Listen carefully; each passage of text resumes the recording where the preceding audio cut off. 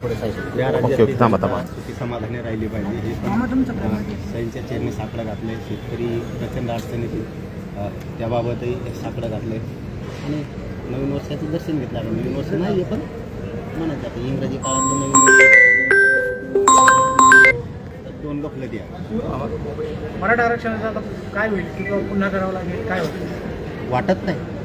पुन्हा आंदोलन करावं लागेल असं वाटत नाही. कारण जबाबदारी विशाल पाटील साहेबांनी घेतलेली, त्यामुळे समाजाने त्यांच्यावरती विश्वास ठेवलेला आहे. मुख्यमंत्र्यावरती विश्वास ठेवलेला आहे की मराठवाड्याचा जी आर निघाला आहे आणि त्या पद्धतीनं सगळं कामकाज होईल असं त्यांच्याकडून सांगणं. प्रत्येक वेळेस समाजानं 70-80 वर्ष नव्हतं विश्वास ठेवणं सुद्धा तेवढंच गरजेचं म्हणून आम्ही विश्वास ठेवला. आंदोलन करण्याची वेळ आमच्यावर येणार नाही ना. आता जर आंदोलन करायची वेळ आली तर अवघड होऊन जाईल सरकारचं. कारण मग पुन्हा गय नसती. कारण शेवटी मला समाजापेक्षा मोठं कोणी नाही. पण आज माझ्यापुढे सगळ्यात मोठा प्रश्न आत्ता एक अचानक उभा राहिला आहे. मी तिकडं अर्जंटमध्ये चाललो आहे. म्हणजे मी सगळे आता पुढचे दौरे अचानक रद्द केले जातात आणि मी आत्ता अर्जंट पुण्यात चालवतो की 1-1.5 लाख पोरांचा विषय MPCचा आणि जाणून बुजून त्यांना त्रास दिला जातो.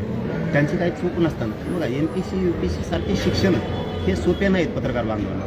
कारण आपले कोणीतरी नातलग लेकराबाळ त्याच्यामध्ये आहेत. ज्यावेळेस 10-10, 5-5 वर्ष अभ्यास करायचा आणि थोड्याच्या सरकारच्या चुकीमुळं 1.5 लाख पोरांना जर तुम्ही वाऱ्यावर सोडणार असाल तर ही खूप मोठी शोकांतिका आहे. म्हणून मी आत्ता अर्जंटमध्ये मुख्यमंत्र्यांच्या वैडीला पण बोललो, त्यांच्या मित्रांना पण बोललो आणि विखे पाटील साहेबाला सुद्धा बोललो की तुम्ही हे तातडीनं मार्ग काढा. आता विखे पाटील साहेबांनी सांगितलं की 15 ते 20 मिनिटात आम्ही मुख्यमंत्र्यांशी या विषयावर बोलतो आणि मी आता तातडीनं त्या पोरांना भेटायला चाललो. कारण त्यांची मनस्थिती भयानक झाली. त्यामुळे मी तातडीनं आता पुण्याकडे जाणार आहे. माझ्यापुढं आजचा सगळ्या जाती धर्माच्या लेकराचा शिक्षणाचा प्रश्न माझ्यासाठी मायबाप खरंच लय महत्त्वाचा आहे. म्हणून मी कुठला विचार न करता डायरेक्ट आता गाड्या तिकडे वळवल्यात आहे. पाटील आप महानगरपालिका आहे. शेतकऱ्यांना अनेक अडचणी सामोरं लागला. मध्यंतरी एक किडनी विकल्याचा प्रकार उभा झाला. त्या शेतकऱ्याला केवळ 5-7 लाख रुपये दिले गेले, मात्र लाखोचा मलिदा खाल्ला गेला. दुसरा प्रश्न असा आहे की बिबट्यांमुळे शेतकरी हैराण झालेला आहे. आता बंदूक घेऊन कामगारांचं रक्षण करण्याची वेळ शेतकऱ्यांना आली आहे. सरकारचीच जबाबदारी. बिबटे आले किंवा शेतकऱ्यावर नैसर्गिक अडचणी आल्या सरकारचीच जबाबदारी असते. कारण एक पालकत्व या राज्यातल्या जनतेचं त्यांनी स्वीकारलेलं असतं. गोरगरिबाकडं वाहक रोखायची किंवा कुठले नैसर्गिक संकट रोखायची यंत्रणा नसते. यंत्रणा ही सरकारकडे असते आणि ते सरकारनं उपलब्ध करून द्यायची असते. आता शेतकऱ्याला आत्महत्या करण्याची वेळ येते तर शेतकऱ्याकडे एक हत्यार आहे ना. आपण त्या हत्याराचा उपयोग नाही करत. जर आपल्यावर आत्महत्या करायची वेळ येते, आपल्यावर किडनी विकायची वेळ येते, शेतकऱ्यापेक्षा मोठा वर्ग राज्यात नाही. त्यांनी जर ठरवलं आपला काम करणाराच आणायचा, साधं आसर आहे त्यांच्याजवळ. मतदान फक्त यांना करायचं नाही. जेव्हा आपल्या शेतकऱ्याचे प्रश्न सोडवीन, कर्जमुक्ती करेन त्यांना करायचं. कुणाच्या हातात आहे? शेतकऱ्यांच्या. आपल्या हातात असून सुद्धा आपण वारंवार जर त्यांनाच करत राहिलो तर मग ते पुन्हा आपल्याला अडचणी आली. दादा मुंबईला आता महानगरपालिकेचं इलेक्शन आहे. महानगरपालिकेचं इलेक्शन आहे आणि त्याच्यात उत्तर भारतीय नेते म्हणतात का इथं आता महापौर उत्तर भारतीय होणार. राजकारण विषय नाही बाबा आपला. ते राजकारणात गुतलं माणूस राजकारणात मराठी माणसाला कुठं न्याय भेटेल का नाही तिथं. माझा विषय समाजासाठी, मराठ्यांसाठी लढणं, गोरगरिबांना न्याय मिळवून देणं, शेतकऱ्यांसाठी लढणं, विद्यार्थ्यांसाठी लढणं, त्याचा जात भेद न बघणं हे माझं कर्तव्य. ते पार पडतं. हे राजकारणाचं गेलं बेकार आहे. मी एकदा लोकसभेला होतो ना, मी बघितलं एकाच का उगा माणूस भरकटलं की भरकटतंय कुंकडं बी. दादा तुम्ही आता म्हटले की जात भेद आपण बघत नाहीये, पण तुमच्याबद्दल जो गैरसमज केला जातोय खासकर वंजारी समाजाबद्दलचा काय नेमकं सांगाल. आपल्या काही लोकांसाठी आपलं भांडण आहे का फक्त पूर्ण वंजारी समाजाला विटी धरणार किंवा ओबीसी मराठा हा प्रकार आहे. त्याला मी काय करू शकतो सांग.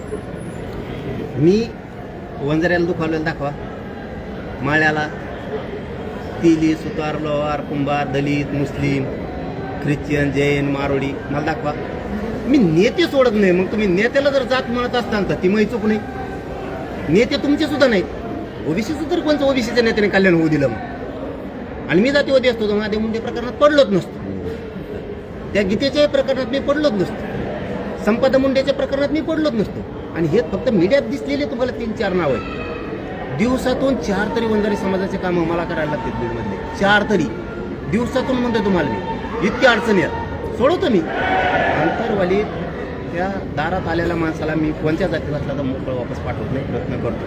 आता जातीवादाचा तुम्ही शिक्का लावा लागेल त्याला मी काय करा. नेता जर तुम्ही जात समजत असाल त्याला माझा दोष नाही. दिल्लीकडे उपोषणाचं देखील आपण म्हटलं होतं, काय पुढे कसं दिल्लीला का उपोषण लावून दिल्लीला जाणार होते. अधिवेशन महाराष्ट्रातले सगळे मराठी जाणार आहेत आणि देशातले पण जाणार आहेत. सगळे दिसतील दिल्लीमध्ये. पण म्हणून दिसणार अरे आमच्या राजानं एवढं मोठं विश्व आणि वैभव उभा केलंय देश आणि देशाच्या बाहेर सुद्धा.